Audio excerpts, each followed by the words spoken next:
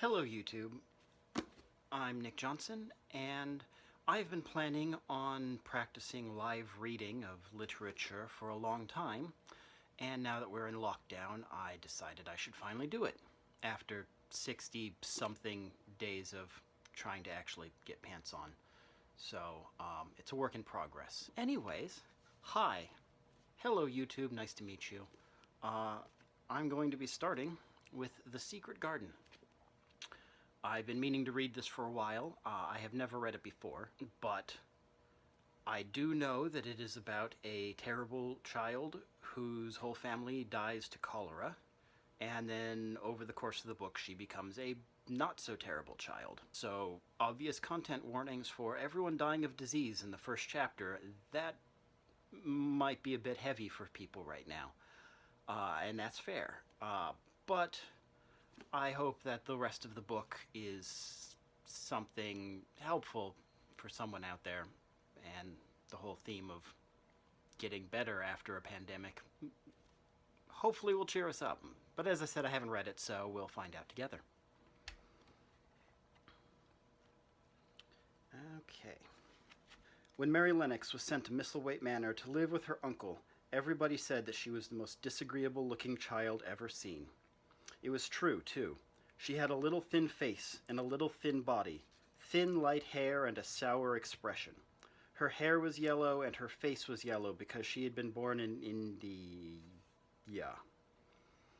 Because she had been born in India. Okay, I guess we're taking a little break from the book already. I should point out that as something that is in the public domain, this book is over a century old. And apparently it's going to show. So, yikes, and let's unpack this at the end of the chapter. All right. And had always been ill in one way or another.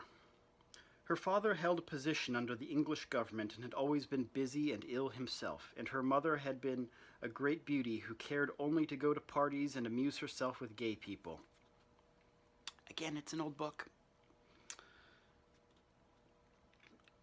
She had not wanted a little girl at all, and when Mary was born, she had handed her over to the care of Aya, who was made to understand that if she wished to please the Mem Sahib, she must keep the child out of sight as much as possible. So when she was sickly, fretful, ugly little baby, she was kept out of the way, and when she became a sickly, fretful, toddling thing, she was kept out of the way also. She never remembered seeing familiarly anything but the dark face of her Aya and the other native servants, and as they always obeyed her and gave her her own way in everything, because the Mem Sahib would be angry if she was disturbed by her crying. By the time she was 6 years old, she was a tyrannical and selfish little pig as ever lived. The young English governess who came to teach her to read and write disliked her so much that she gave up her place in 3 months. And when other governesses came and tried to fill it, they always went away in a shorter time than the first one. These run-on sentences are killer. So if Mary had not chosen to really want to know how to read books, she would never have learned her letters at all. Well, she has one redeeming feature, which is an important part of the character arc. One frightfully hot morning, when she was about 9 years old, she awakened feeling very cross, and she became crosser still when she saw that the servant who stood by her bedside was not her Aya. "Why did you come?" she said as the strange woman. "I will not let you stay. Send me Aya to me." The woman looked frightened, but she only stammered that Aya could not come, and when Mary threw herself into a passion and beat and kicked her, she looked only more frightened and repeated that it was not possible for the Aya to come to Missy Sahib. I'm really going to have to look up what Sahib means at the end of this chapter. I'm afraid it's something else racist, but we're going to soldier on for now.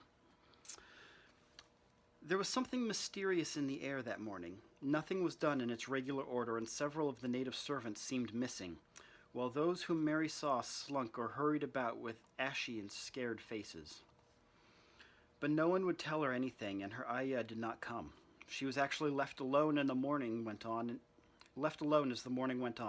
and at last she wandered out into the garden and began to play by herself under a tree near the veranda. She pretended that she was making a flower bed, and she stuck big scarlet hibiscus blossoms into little heaps of earth, all the time growing more and more angry and muttering to herself the things she would say and the names she would call Sadie when she returned. Note that she is practicing gardening but doing it really badly. I suspect that might come in later in the book in some sort of foreshadowy way. Pig, pig, daughter of pigs, she said, because to call a native a pig is the worst insult of all. Really, that's the worst insult? Oh, children's literature. She was grinding her teeth and saying this over and over again when she heard her mother come out in the veranda with someone. She was with a fair young man, and they stood talking together in low, strange voices. Mary knew the fair young man who looked like a boy. She had heard that he was a very young officer who had just come from England. The child stared at him, but she stared most at her mother. She always did this when she had a chance to see her, because the Mem Sahib, Mary used to call her that oftener than anything else, was such a tall, slim, pretty person and wore such lovely clothes. Her hair was like curly silk, and she had a delicate little nose which seemed to be disdaining things, and she had large, laughing eyes. All her clothes were thin and floating, and Mary said they were full of lace.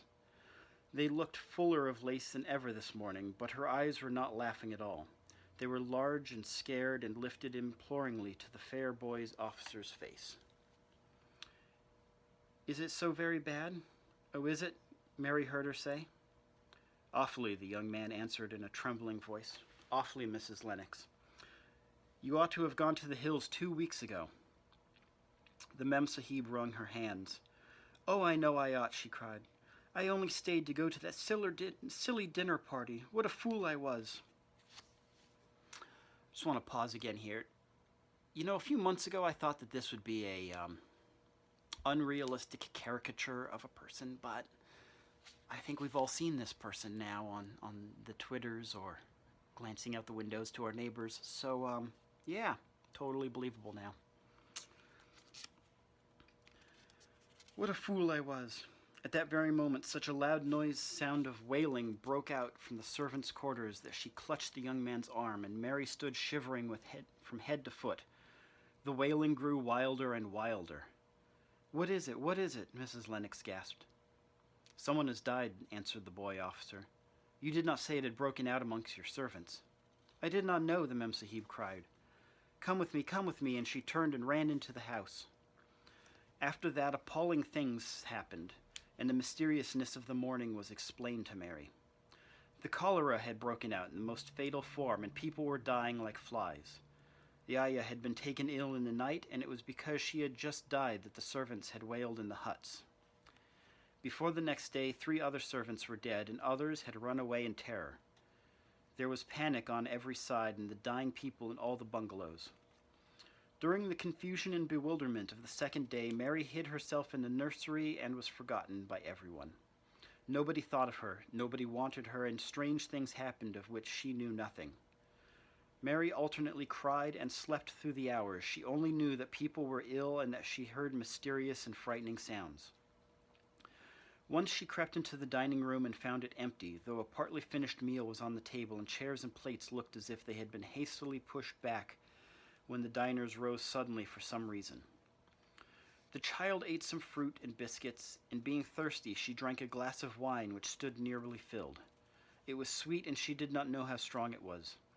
Very soon it made her intensely drowsy, and she went back to her nursery and shut herself in again, frightened by cries she heard in the huts and by the hurrying sound of feet.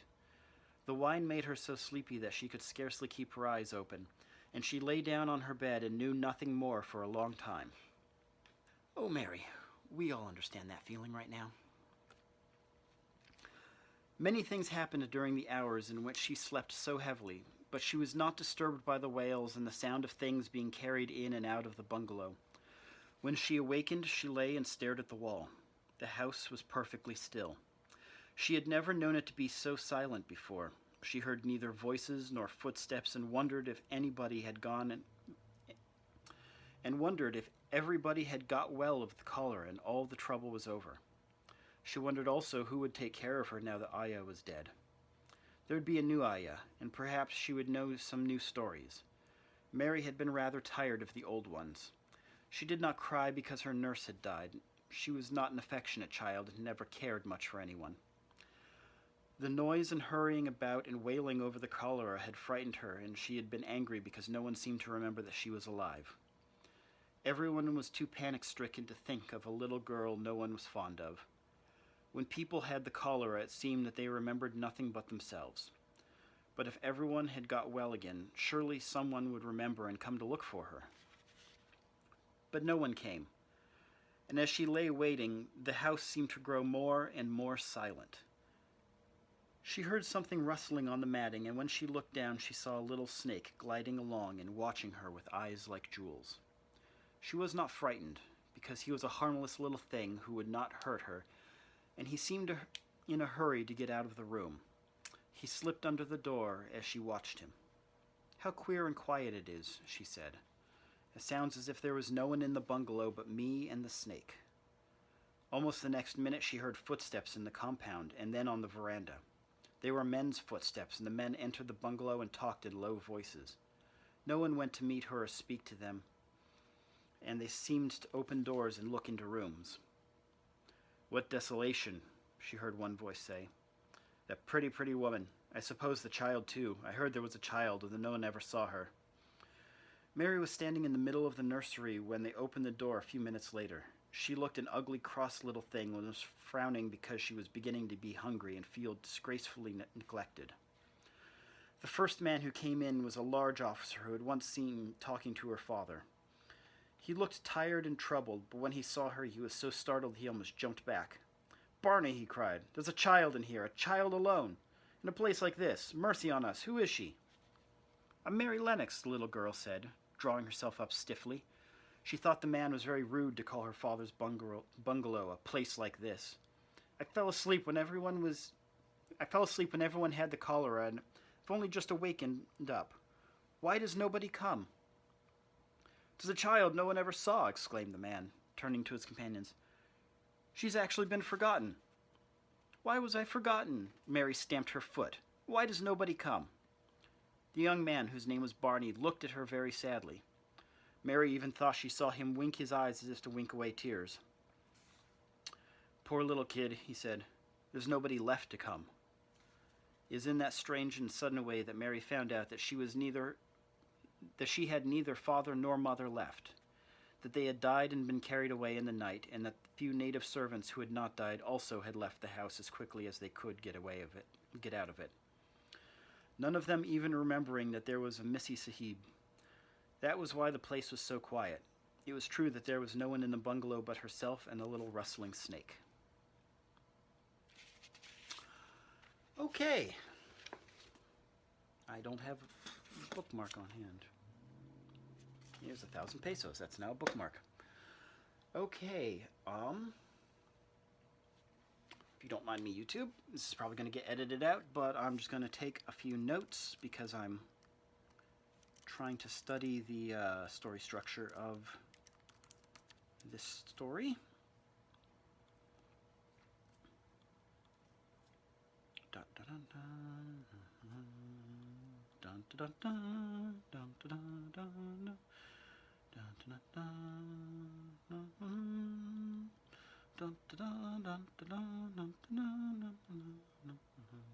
all right, in this scene, scene 1, there is no one left.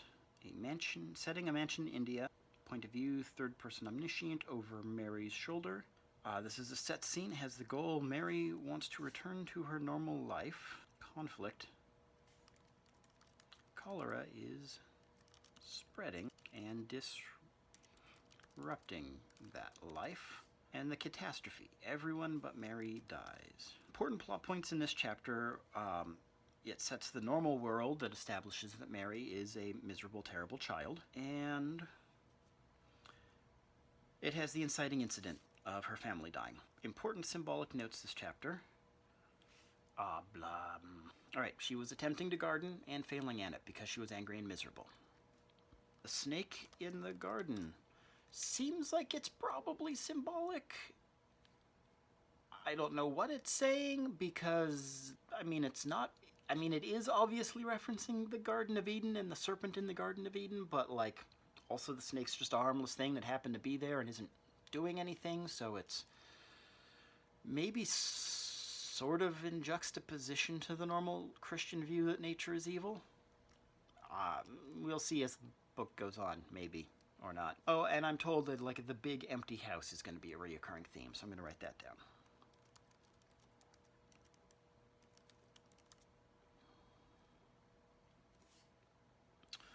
Okay, finally, let's go back and look at the yikes in the room. Her hair was yellow and her face was yellow because she was born in India.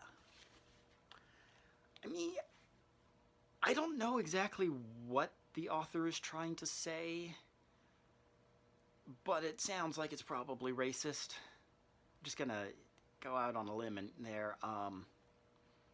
Like, why would being born in India make her skin yellow? Do they think there's turmeric in the air or something? Be right back after the cut. I'm going to research this. Okay, yes, I have researched it. The author never specifically elucidated that term. I hope elucidated is the right word because I'm just pulling words out of my brain right now. But a lot of theories on the internet are out there based on beliefs that were common at the time that this author wrote, which was, if I recall, 1911? Yep, 1911 is when the book was published, so turn of the last century. So there was a lot of spiritual theories, and the author was part of the Theosophic Society of Spiritualists, and a lot of their beliefs will come up in this book, apparently. There was the belief that people had a spiritual connection to the land that they were on, or the land that they were born to in a national ethno-geographic woo-woo sense. So some people think that she was trying to say that each ethnicity was supposed to exist on a certain land and that people were sickly if they were transplanted to other countries, which apparently was a belief. Or the somehow even more problematic belief that only white people land was spiritually healthy, and the reason everybody else was people of color was because their land was not as healthy, and that moving there would in fact make one a person of color as well. So, yikes. And I wish I had something more profound to say, like recognizing and acknowledging the problematic and ignorant behavior of the past would allow us to move forward and make a better future, but none of that really rings true in this case. I'm really just acknowledge that this happened, including the bad parts, and hope the rest is better. I'm N.E. Johnson, and I'll see you next time. I have no clue how to pronounce Misselthwaite, so we're just going with my American pronunciation for now.